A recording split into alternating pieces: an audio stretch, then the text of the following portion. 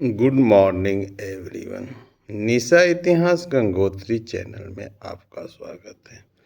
आज हम लोग MJC1 हिस्ट्री में पढ़ेंगे यूनिट 2 प्राकृत भाषा की प्राकृत लिपि की उद्भव क्या कब हुआ, उसकी विशेषता क्या है, उसके बारे में वर्णन कीजिए। तो इस पर आज हम लोग चर्चा करेंगे। क्योंकि हम लोग जानते हैं कि 1500 ईसा पूर्व में एक जैन ग्रंथ लिखा गया था, सूर्य प्रज्ञप्ति सूत्र, जिसमें रचना इसकी तीसरी चौथी शताब्दी ईसा पूर्व मानी गई है और यह प्राकृत भाषा की एक मूल प्रति है। अब हम देखते हैं कि जब भाषा की उत्पत्ति हुई, भारतीय आर्य भाषाएं आए तो यह मध्य युग में आए। इस युग में अनेक प्रादेशिक भाषाएं भी विकसित हुईं। उनका ही नाम प्राकृत भाषा है और उन भाषाओं में जो ग्रंथ रचे गए उसे ही हम लोग प्राकृत साहित्य कहते हैं। तो यह हम लोग पहले पढ़े जैन साहित्य, सूर्य प्रज्ञप्ति सूत्र जो प्राकृत भाषा में लिखी गई है। अब आते हैं बात हम लोग कि विकास की दृष्टि से भाषा वैज्ञानिकों ने भारतीय आर्य भाषा को 3 स्तर पर विभाजित किया है, जो हम लोग पिछले कक्षा में पढ़े थे, प्राचीन, मध्यकालीन और आधुनिक। प्राचीन स्तर की भाषाएं वैदिक संस्कृत हैं और उससे सरल संस्कृत हैं, जिनके विकास का अनुमान 2000 ईसा पूर्व से लेकर 600 ईसा पूर्व माना जाता है। मध्ययुगीन भाषाएं मागधी हैं, अर्धमागधी हैं, शोरसैनी है, पैशाची है, महाराष्ट्री हैं, अपभ्रंश हैं, जिनका विकास काल 600 ईसा पूर्व से 1000 ईस्वी तक माना जाता है। तो अब आता है कि मध्ययुगीन भाषाओं की क्या विशेषता थी। तो मध्ययुगीन भाषा में हम लोग प्राकृत के बारे में पढ़ रहे थे, इनकी क्या विशेषता थी।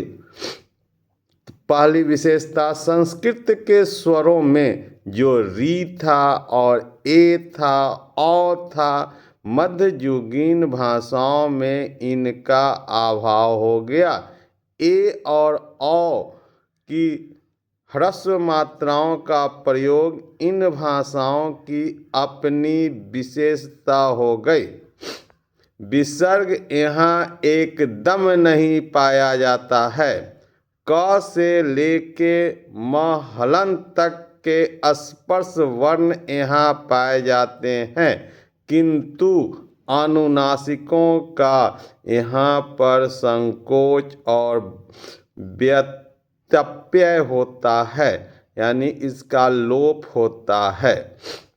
अब आगे देखते हैं चौथा कि तीनों उष्ण वर्ण जो हैं उनके स्थान पर केवल एक और विशेषता दंत स हलंत की ही अवशिष्ट यहाँ इसका पाया जाता है।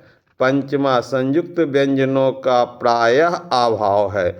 दोनों संयोजी व्यंजनों का या तो यहाँ समीकरण हो गया या स्वरागम हो गया, या दोनों को हम अब इसे विभक्त भी कर सकते हैं और उनमें से एक का यहाँ लोप हो गया। तो दोनों संयोजी व्यंजनों का यहाँ पर या तो समीकरण हो गया या स्वरागम हो गया या दोनों का विभक्त हो गया और एक लोप ही हो गया। छठा, द्वित्व व्यंजन से पूर्व की दीर्घ स्वर ह्रस्व कर दिया गया। जो द्वित्व व्यंजन में पहले दीर्घ स्वर था वह ह्रस्व कर दिया गया और संयुक्त व्यंजन में एक का लोप हो गया, उससे पूर्व का ह्रस्व स्वर जो है अब यहाँ दीर्घ हो गया। तो प्राकृत की उत्पत्ति के विभिन्न सिद्धांत क्या हैं। तो प्राकृत के बररुचि आदि वैयाकरणों ने प्राकृत भाषाओं की प्रकृति को मानकर उसे प्राकृत शब्द की उत्पत्ति की है। प्राकृति संस्कृतम तत्र भवम तत् आगतम या प्राकृतम।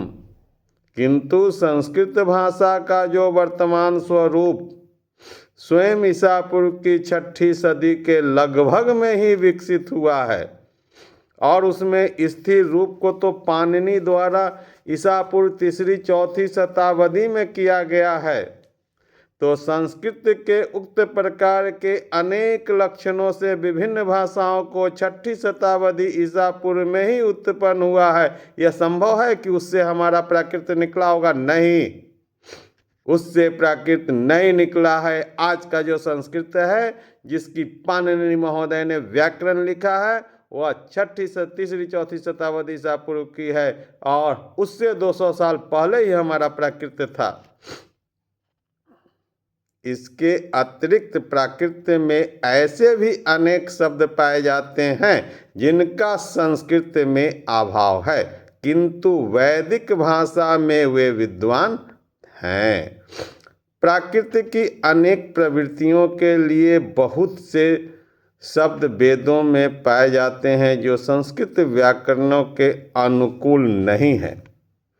इस समस्या पर अनेक पाश्चात्य विद्वानों का एक मत यह है कि आर्य भाषा जब भारतवर्ष में प्रचलित हुई तो यहाँ के जो मूल निवासी थे उनका आर्यों के सदृश शुद्ध उच्चारण करना प्रयोग करना नहीं जानते थे। तो जो यहाँ के मूल निवासी थे जिन्होंने आर्यों ने जिसे अनार्य कहा, दैत्य कहा, लेकिन वह भारत के मूल निवासी थे, उन्होंने अपनी निजी उच्चारण और भाषा शैली में उसे बोलना प्रारंभ किया और जब इसके संपर्क में, क्योंकि बहुसंख्यक भारत के मूल निवासी थे, आर्य बाहर से आए थे, वे अल्पसंख्यक थे, तो बहुसंख्यक के संपर्क में आने से आर्यों पर भी प्रभाव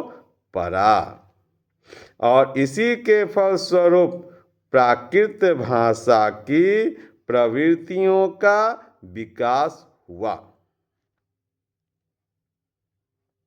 इस मत के समर्थन में यह बात भी ध्यान देने योग्य है कि वैदिक काल से ही जो ट हलांत, ठ हलांत आदि मूर्धन्य ध्वनियों का प्रवेश आर्य भाषा में हुआ था, वह बहुलता से उस काल की भारत के मूल निवासियों यानी कि अनार्यों की भाषाओं पर भी इसका प्रभाव था।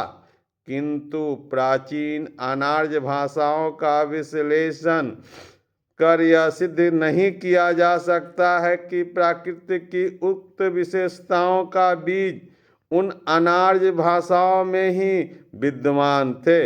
इसीलिए इस मत के संबंध में विवाद है, क्योंकि आर्य लोग अपने को श्रेष्ठ मानते थे और वह नहीं चाहते थे कि हमारी प्राकृत भाषा की व्युत्पत्ति में कोई कहे कि अनार्यों की भाषाओं से हुआ है। इसीलिए इसके इतिहास को तोप दिया गया, इसे रोक दिया गया।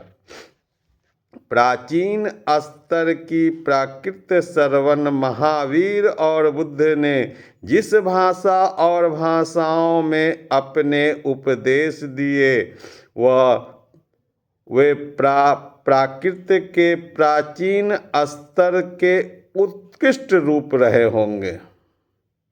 उनके उपदेशों की भाषा को हम लोग क्या कहते हैं? मागधी और अर्धमागधी कहते हैं।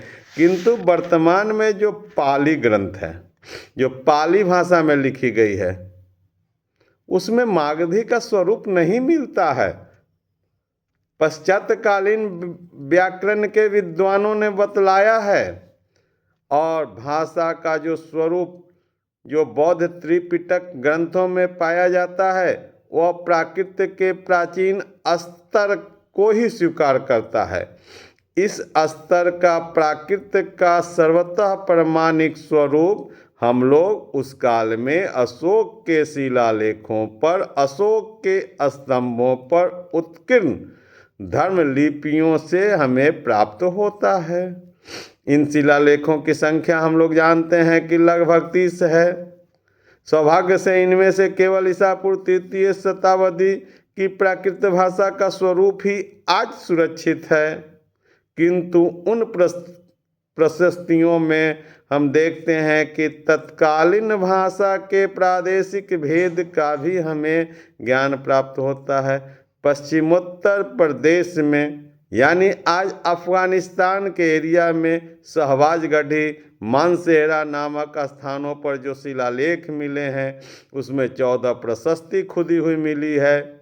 उनमें स्पर्श वर्णों के अतिरिक्त र हलंत और ल हलंत एवं तलाप सहलंत, दंत सहलंत, मूर्धन्य सहलंत, ये तीनों उष्ण प्राय अपने अपने स्थानों पर सुरक्षित हैं, जो खरोष्ठी लिपि में लिखा गया है। अब आता है द्वितीय स्तर की प्राकृत। इसके पश्चात प्राकृत भाषाओं के जो भेद हुए, उपभेद हुए, उनका विशद वर्णन अब हम लोगों के नाट्य शास्त्र में भी ज्ञात होता है। उन्होंने वाणी का पाठ 2 प्रकार का माना है, संस्कृत और प्राकृत। हमारे नाट्य शास्त्र में माना गया है कि वाणी के 2 प्रकार हैं, संस्कृत और प्राकृत। प्राकृतिक में 3 प्रकार के शब्द प्रचलित हैं, समान जिसे हम लोग तत्सम कहते हैं, विभ्रष्ट जिसे हम लोग तद्भव कहते हैं, और देशी। नाटक में भाषा प्रयोग का विवरण उन्होंने इस प्रकार दिया है, उत्तम पात्र संस्कृत बोलें, किंतु यदि वे दरिद्र हो जाएं तो वे प्राकृत बोलें। जो सुनने वाले हैं, श्रवण हैं, जो तपस्वी हैं, जो भिक्षु हैं, जो स्त्री हैं, जो बालक हैं आदि अशुद्ध बोल सकते हैं। तथापि इतना स्पष्ट है कि उन्होंने क, त, द, व, च के लोप हो गया, क और घ आदि महाप्राण वर्णों के स्थान पर अब ह का आवेश हो गया।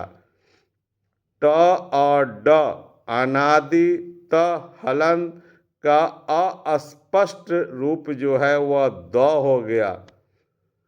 मूर्धन्य स और ट संयुक्त, न संयुक्त आदि प्रकार का खकार इन परिवर्तनों में विशेष उल्लेखनीय हो गया, यानी कि मूर्धन्य स और ट संयुक्त और न संयुक्त जो है वह अब ख में परिवर्तित हो गया। और यह सब कब हुआ? प्राकृत भाषा में हुआ। इस प्रकार हम लोग प्राकृत के उद्भव, विकास और उनकी विशेषता को पढ़ लिए। थैंक यू, धन्यवाद। आप लोगों से निवेदन है, निशा इतिहास गंगोत्री चैनल को सब्सक्राइब कीजिए और इतिहास को जन जन तक पहुंचाने में निशा इतिहास गंगोत्री चैनल की सहायता कीजिए। धन्यवाद।